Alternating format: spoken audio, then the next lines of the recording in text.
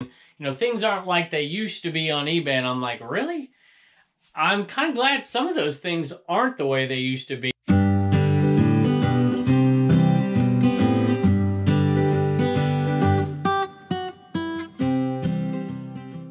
Hello everybody, welcome back to Commonwealth Flipper. Welcome to the Commonwealth Cabin.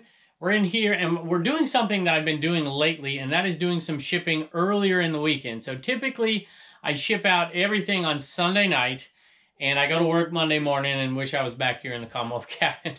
But that's basically what I do typically. But lately I've been taking a little bit of the shipping and doing it a little bit earlier in the weekend just to make the load a little bit lighter on Sunday. And so that's what I'm doing right now. I picked out 3 or 4 things that sold later on Friday, and a few things, one big thing, and getting that out of the way so that when I get in here tomorrow night, when you guys are watching this, the shipping won't be quite as much, and I'll be able to process it a little bit quicker, and I won't be so tired when I wake up on Monday morning and got to go to school and teach some history. So at any rate, that's what I'm doing today. So we're just going to do 5, 6 things in here. I think at the very end of the video, I'll say thank you to a few folks for buying an Inaman, which reminds me of something. Harkens back to the days gone past, like the dark ages of eBay. I hear a lot of folks out there complaining, things aren't like they used to be on eBay, and I'm like, really? I'm kind of glad some of those things aren't the way they used to be. I got a check in the mail from a viewer who wanted to buy an Inaman, and it just reminded me of the days where somebody would buy something, they would send you a check or a money order, cashier's check, and then you would, of course, take it to the bank, and then you would ship the item. You want to talk about a lot of time invested for a small profit. When I'm talking about minutes here. So there are some things about eBay that we may or may not like now. But let me tell you, the convenience is amazing compared to the way it used to be. And I, for one, am happy. I love human nature being nostalgic because that's how we're able to sell so much stuff on eBay. We're always romantic about the past for sure. But one thing I'm not romantic about is going to the post office and waiting in lines and going to the bank to cash checks that people sent to me from eBay. Those are definitely 2 things that I'm glad we don't have to do anymore. At any rate, I also have some questions. I used to do Q&A videos on Sunday, so we're going to throw some questions and answers from viewers into this video at maybe the midpoint, and Reagan wants to come and tell you about her new kitten as well. So join us and let's take a look at what's sold. All right, here is just a Nike Pro Combat. I'm surprised this went for so much. I guess it's the pink. Size medium. This was Bubba's. This was my oldest boy's. And he is much larger than that now. I don't think he could squeeze into that thing at all. And so he pulled a bunch of stuff out of his closet and gave it to his mama. And she's been listing it. So there you go. $15 plus shipping on that one. And who knows, we probably bought that thing from the Goodwill is my guess. All right, next thing is back here in the back. Actually, I think it's in the kids' bin. I probably should have gone the other way, but oh well. All right, here it is right here. It is in the Girls Rules West Virginia bin. There you go, right here. And this is an item that I've talked about a little bit. I spent $45 at a sale with all those dinosaurs and whatnot. And I think even this G.I. Joe thing here as well came from there. And a bunch of Bakugan. So if you haven't bought Bakugan in the past, I think it's something you should pick up. And you can just sell it in lots. You could go through and take the time to look up all these Bakugans. You'll notice, if you remember the last lot that I sold for like, I don't know, 20 bucks or something like that, they had smaller ones. Well, these are the medium-sized ones and the large-sized ones. And there are little, they call them battle brawlers. And many of you who have children that are the age of my oldest son, 17, probably remember them and probably spent a fortune on them. At any rate, this one sold for $30 plus shipping, and there probably is 1 or 2 in here, probably worth $10, $15 a piece, but I didn't want to take the time to do it. I just put them all in one lot and got $30 plus shipping for it. All right, we're going to do one more in here, and it is something that I love selling. It reminds me, I've been getting lots of messages from folks lately about things that they have sold for the first time because of me, and some of them are cool, like, hey, I found a purple Admiral or Troy over at Mountain Man Treasure. Had that on his Instagram the other day, which is kind of cool to say, hey, this person wouldn't have bought this if it hadn't heard it on my show. Of course, you're hurting the market for me on the purple Admirals. I used to dominate that market. And then somebody else said they sold a 2.5 liter Visions Corningware, Amber Visions Corningware the other day, and made a bunch of money on it. So that's cool. And the other thing I hear an awful lot, besides the pickle keeper, of course, Tupperware pickle keeper, is the lawn chair or the lounge chair, the Chase Lounge chair, and I'm going to show you that real quick. All right, so here is this one right here, and it's in pretty good shape. You probably remember me buying this one not too long ago at a garage sale. I think I paid $5 for it. And in the right time of the season, you know, in the early spring, you can get, maybe not even early spring, but in the spring, you can get upwards of $100 for these, plus shipping. And the ones with interesting colors, you can definitely get that much. This one's not bad. I had it listed at 60 and got some interest, but not enough interest for me to not take the offer when it came in for 50 bucks. And I didn't have it listed as best offer, but somebody sent me a message and I'm like, you know what? It's the end of the season. I'm going to ship this thing out and get it out of here. And it sold for $50 plus shipping, and I paid $5. And I'm pretty happy with that. And they're really pretty easy to ship. Unfortunately, I am out of the number 7 box. The box that the number 7 box comes in. So I'm going to have to find something a little better to ship it in. And it usually takes me maybe, I don't know, 7-8 minutes to get that thing ready to ship. So take pictures, list, and ship it maybe 15 to 20 minutes max, and you make $35 to $50 profit usually on them. Don't buy the ones that have a lot of rust on them. Most of the time you'll find rust, but you got to avoid that as best you can because it's a pain in the butt and they don't sell really well. I'm happy with it, and I sell probably 6 or 7 of these a year. All right, this is a question from Angela. I get this one very often, and it is, how big is your cabin? She also asks, did you have it custom built? So the Commonwealth cabin is not custom built per se.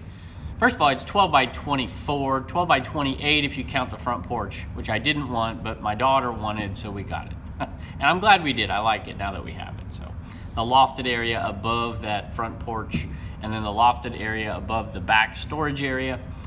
And it was custom built, sort of. I mean, it's a basic template, but they added, you know, lights, put the door where I wanted it, and the windows where I wanted it, and the outlets where I wanted them, although I should have got 2 more outlets lower, and probably 2 more lights, but that's neither here nor there. So it wasn't really custom built. Had somebody come in after the fact and put up the sheetrock and the storage area for all that stuff. So anyway, thanks for the question. I have a quick question from Willie, and he says, is the cabin open to the public? And he says, or is it mainly your office? He says, I get confused when you talk about the booth. So when I talk about the booth when I'm out garage selling, it's because I'm taking things that I'm buying. I'm not planning on selling them on eBay. I'm planning on taking them to the antique booth. So some of you may be looking at like, why would he buy that thing? A lot of times it's because I know I can make a quick buck on it if I take it to the antique booth and just sell it in there. So the other question is, no, this is not open to the public, at least not yet. I don't know. Maybe we should do like a spend a night in the cabin, you know, Airbnb for charity someday, and maybe we could put up a little cot in here or something. But no, I know it kind of looks. People have asked this question before, you know. They're like, I love your store and whatever. And it's like this is just literally it's a shed in my backyard.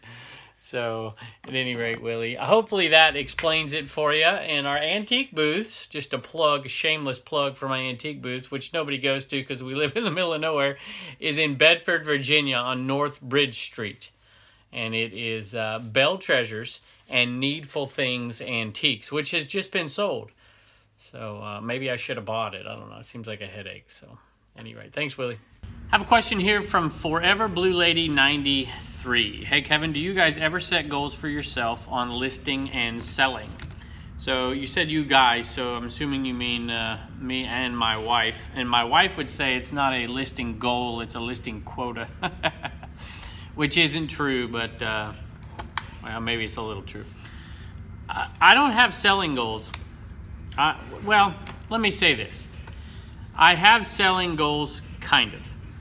But only as far as they dictate my listing goals. So what do I mean by that? Well, let's say the goal is to make, let's say you want to make $200 profit a day. Let's say you want to quit your job and that's what you need to replace that income. Okay. That's a monumental task, by the way, on eBay alone. I mean, it's going to take well, whatever. I don't want to get into that. It's not easy to make $200 profit every day. It's doable under certain circumstances, I suppose. I certainly don't make $200 profit a day. But let's use the number anyways. If you want to make $200 profit a day, you need to list. You either need to do one of two things. You need to know basically what your margins are. So let's say you're making 50% profit on every sale. Well, that means your gross sales need to be $400 and maybe, let's say, $20. So just because you're going to have returns and different things that come up that you're going to have to deal with. So if that's the case, then you need to list roughly $400 worth of merchandise every single day. Now, some of them will be more than 50% profit. Some will be far less. It'll just be kind of in between. So what I like to think of is I like to calculate the profit of an item in my head first. Really, I do it all the time. So I'm used to it. It's pretty easy. So if I want to make $100 a day, I need to list $105 worth of profit every day. Maybe $110 of profit every day, because you're going to take offers, you're going to have to reduce prices, you're going to get returns. So you're going to need to list at least $100 plus in profit a day. Now, you could do that in one item, right? Or it could take you 20 items to do it.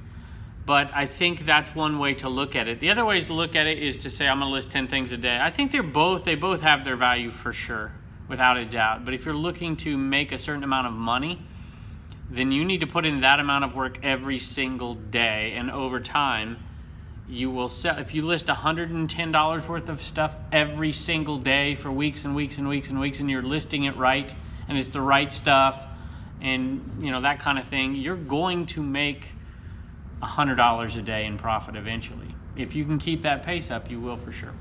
Oh no, she's attached to the chair. Kevin, I can't believe you scared it to death. Oh, okay. I see how it is. This is fun. Reagan, would you introduce your new kitten? This is Dobby. Yeah. Would you tell us a story? Where did it come from? Our bushes. What do you mean? So, we found it under our bushes. We attract stray animals. Yes. And we fed it some milk. Fed it. And it had some problems, huh? Yes. Its tail. It It did not doesn't have have a fur. tail. Yes. Not anymore. It had to have its tail amputated. As you can see. Oh, there you go. How you doing, bud? Dobby. And it's a boy, huh? Yes. Okay. You want to say hi? Baby. All right. And y'all nursed it back to health, and you got it convinced that y'all loved it, so it finally came to you and stopped hiding. Uh-oh. You're not. Oh, look at you. And so we took it to, you guys took it to the veterinarian, right? So how's that all work? So we just took in Boots and Pepper almost a year to the day that we find this little guy in the bushes. And I knew the expense that was going to be. And so I had a couple of friends reach out to me and tell me to try some different groups that kind of support animal shelters and whatnot, and a lot of them help with the medical costs. And so there's a really great group right here in Bedford, and they are Friends of the Bedford County Animal Shelter, and they help in situations like that where people don't necessarily want to call animal control, and they help cover medical expenses when it's going to be something major like that, and other things too. I mean, they work with strays and all kinds of foster pets and everything. So a really sweet lady named Stacy, I got in contact with her, and she was like, of course, bring the cat in and they'll cover the medical costs. And so you tell me they have this interesting program for strays. So what do they do? So it's especially for the ones where people, if they find a stray, they don't necessarily want to keep it, but it's the trap and release. So anybody can bring in a stray, even if they are going to keep it, and they cover the cost to have it spayed or neutered for $50. And awesome. At different points, though, depending on how much money they have with donations or whatever, sometimes it's $50, sometimes it's completely free. Which is awesome. All right, so here's what we're going to do, Reagan. Reagan, you guys already, for all the Homeschool Hustler store sales, which Turner's doing now, most of, all that money's going to Compassion International. I think that's the name of it anyways. Yes. And then the stickers on CommonwealthPicker.com, also $1 goes towards Compassion International. So, Reagan, $1 from every sale out of the Homeschool Hustler store that Turner's doing goes to Compassion International, and $1 from your stickers goes to Compassion International. And then the coffee mugs and the t-shirts, $1 goes to St. Jude. So I talked to Reagan about this, and she's okay. We're going to give an extra $1 in this little guy's name here. Hi, Dobby. An extra $1 on top of that from everything out of the CommonwealthPicker.com store and everything out of the Homeschool Hustler store that viewers purchase. We're going to give $1 to this group. And what's the name of it again? Friends of Bedford County Animal Shelter. Okay, and that's what the kids are going to do. So the kids are going to do that in addition to what they already do. And then I'm going to match it, Reagan. Okay, I'm going to match it myself because these guys were just terrific. Yeah, well, they're all scared of me, you know. I'm the mean guy. You guys are the softies. All right, Reagan, does that go with you? Yep. Okay, you trying to get it? Yeah. They All right. just recently asked, you know, For on donations? Facebook for donations. They said they had been hit pretty hard lately. It was another cat that had to have a surgery for bladder stones. That was kind of a lengthy and expensive process. So All right, well, let's do this because I don't want to take away from anything you guys are already doing. So we're going to add that on top, and then I'm going to match it myself for this organization. And could you find a link for us? We'll put it in the description. Yep. If anybody else would like to do anything. So, all right, we got a new cat, Dobby. And what's Dobby? Where's that from, Reagan? Harry Potter. Harry Potter. Okay. It's a house. All right, thank you. All right, speaking of that check, I have to read this to you really quick because this came from Daryl. Hello, Kevin and family. My name is Daryl, or Forever Blue Lady 93. I think I answered a question previously in this video. I'm not sure if I did or not because I'm doing this actually before I put those Q&As on here. But you get the point. Maybe I did. You guys know. I don't even know. I'm subscribed to both your channels and on Instagram. I enjoy watching your shows and all of your info you have to give. I buy at yard sales and garage sales, plus auctions, and I sell at flea markets and shows all over Maryland, Pennsylvania, and Virginia. I do post some stuff on OfferUp, been doing this most of my life part-time. And then talks about the check and the Inaman, and please autograph it and throw in a sticker. So we always do. We always throw in one of those little stickers with everything, every Inaman, everything that's bought on the CommonwealthPicker.com store, everything that's bought out of the Homeschool Hustler eBay store, and the Commonwealth Picker eBay store always gets at least one little sticker, as long as we know it's a viewer anyways. I don't throw the stickers in just everything, you know. So at any rate, Daryl, thank you so much. Very kind of you. We do appreciate it. And it just reminds, it's the first time I've got a check in the mail for something somebody bought in a long, long time. So if you're as old as me out there and you've been selling on eBay as long as me, if you've ever got a check or a cashier's check in the mail legitimately from eBay, I don't even know how many years ago that would be, leave a comment below. I one going out to David, one going out to Thomas, and one going out to Deborah.